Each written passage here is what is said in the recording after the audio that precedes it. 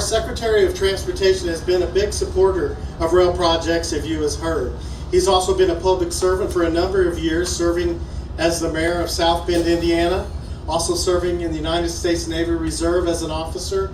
And we appreciate all that he's done making our country's infrastructure that much better for all of us. So please help me give a warm Gulf Coast welcome to our Secretary of Transportation, Secretary Pete Buttigieg.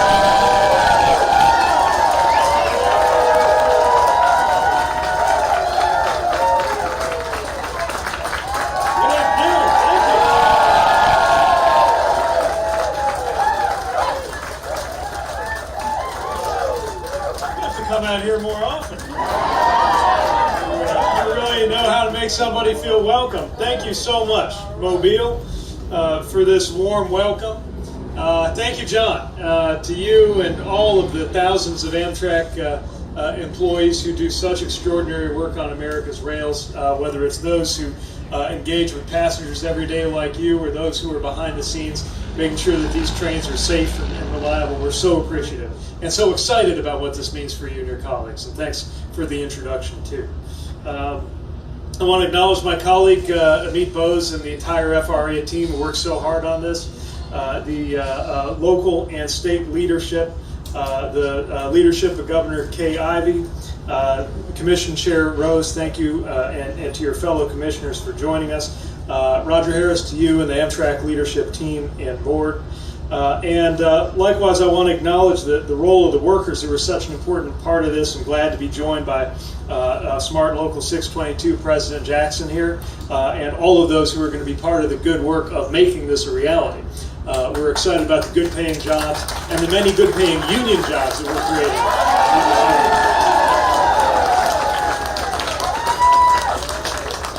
I want to acknowledge the partnership of CSX, represented by Jane Covington, and everybody who has been part of making sure that that private-public partnership has worked. And I want to join in thanking and acknowledging the Mobile City Council for the work that you did to make this possible, along with all of the local officials. And Mayor, thank you for the warm welcome. Thank you for your commitment to making this a reality. As the mayor said, we knew each other as fellow mayors, and I always reflect when I'm with a mayor who I served with back in my mayor days that the job has only become more difficult and demanding since I proudly wore the title. But I also often reflect that it sure would have been nice back when I was mayor of my hometown if we had $1 trillion infrastructure bill going on. So hopefully you feel that that is a wind in your back coming from Washington, D.C. Thank you. And last but certainly not least, I want to acknowledge the leadership of our President, Joe Biden, and our Vice President.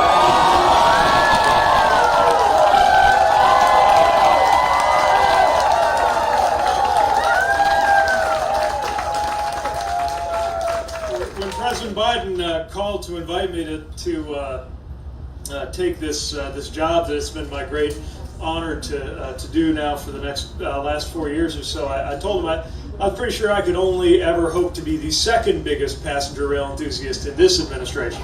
But I've aimed for it not to be too distant of a second, because really throughout this administration, I think throughout the country, we believe in the potential of passenger rail to drive opportunity and to better connect this country, as it did ever since before the days when Abraham Lincoln presided over linking the East and West Coast through that transcontinental railroad that truly made the United States a singular and not a plural noun.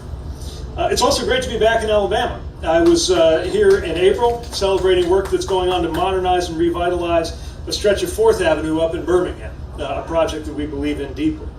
That was a project that was a long time coming, about 20 years in the making, with local leaders led by U.S. Congresswoman Terry Sewell and Mayor Randall Woodfin, and so many others. And they were advocating for those improvements to Birmingham's historic Black Main Street so that community members and small businesses there can thrive again. Across the country over the last 4 years, I've seen project after project, vision after vision that was desired and needed for years and for even decades, but that faced too many obstacles to get done. And seen those finally get done. And folks who care about the vision of restoring Gulf Coast rail know a little something about that. 2005 was the last time a passenger train traveled through Mobile when service was suspended because of Hurricane Katrina. But the public support, I would say the public demand to restore this train line has mounted ever since. And now, at last, it has happened.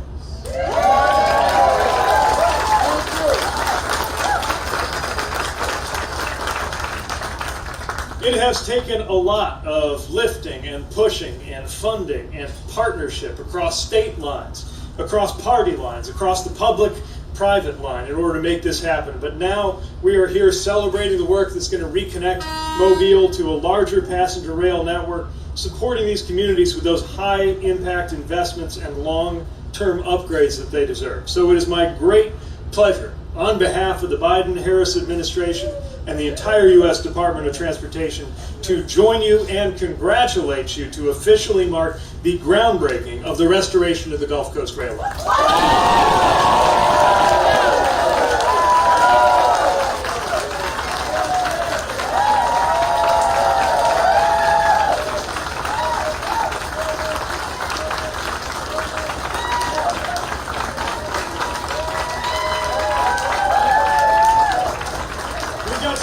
To celebrate today, and look, this is a vision that's been desired across multiple administrations in Washington. Now that it's finally happening under the leadership of Vice President Harris and President Biden, and of course possible because of the historic funding that came by way of the bipartisan infrastructure law.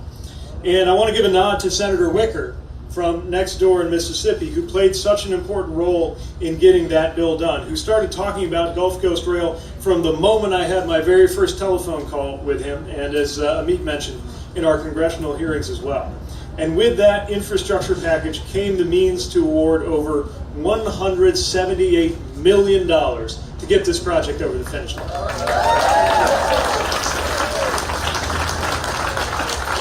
Thanks to that collaboration and coordination with Congress, with Amtrak, with the Southern Rail Commission, with CSX and Mobile City Council, and Mayor Stimson, we are ready to get Gulf Coast Rail rolling once again. What does that look like? Well, we're going to upgrade tracks and signals to help minimize delays. Station improvements will provide a comfortable place for passengers to wait while shielding them from the elements. New grade crossings will make it safer for vehicles to cross where roads intersect with those train tracks. And of course, most exciting for all, there will soon be 2 new round trips a day running between Mobile and New Orleans.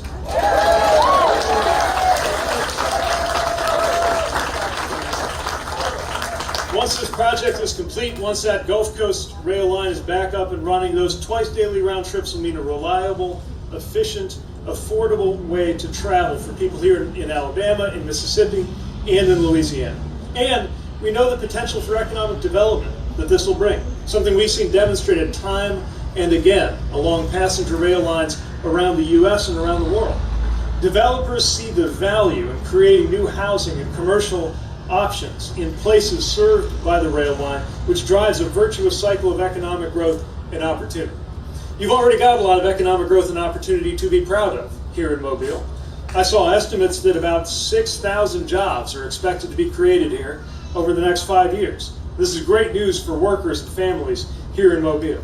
Once that train is connecting cities along the Gulf Coast, workers in those cities will have an opportunity to commute to work by rail and be part of this job growth, and even more jobs will develop right here because of that increase in the ability of people to access this region. So today, nearly 20 years after Hurricane Katrina brought such devastating impact to this region, a new era of passenger rail is at hand.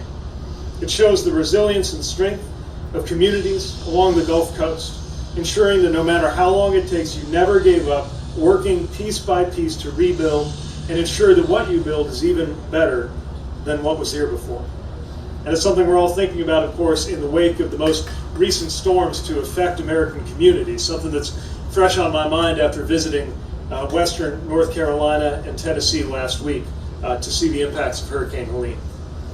And this project is part of a bigger wave of improvements and investments benefiting this region. This comes not so long after the announcement of the Mobile River Bridge and the Bayway project, $550 million.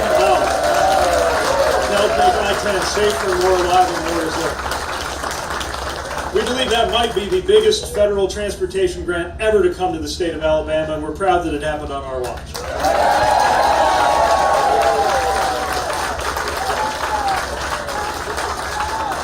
And that's one of many. As I mentioned, we've got that project up in Birmingham that we're so pleased with, up in Decatur, helping to reconnect Old Town to the stores and shops along the riverfront. In Pelham, building a bridge so the drivers and pedestrians and, very importantly, emergency vehicles can safely and efficiently get across a rail line.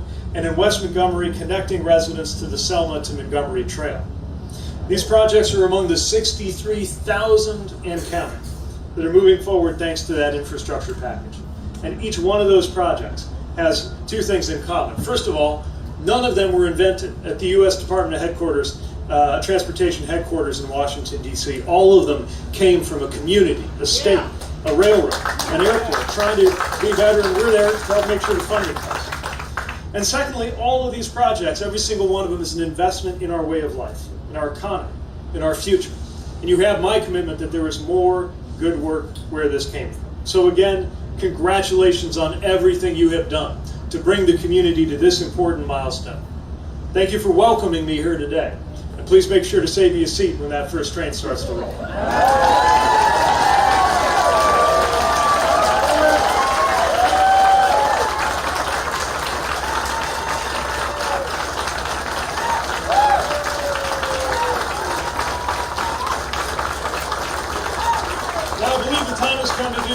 So I think the first time I found myself professionally holding a shovel, it was as a lieutenant who was voluntold for sandbag duty at Bagram Airfield. I think this is going to be considerably easier than that, but likewise we will have some directions to follow for everybody who's part of that. I'll meet you over there and look forward to doing the honors. Thanks again for the pleasure of joining you today.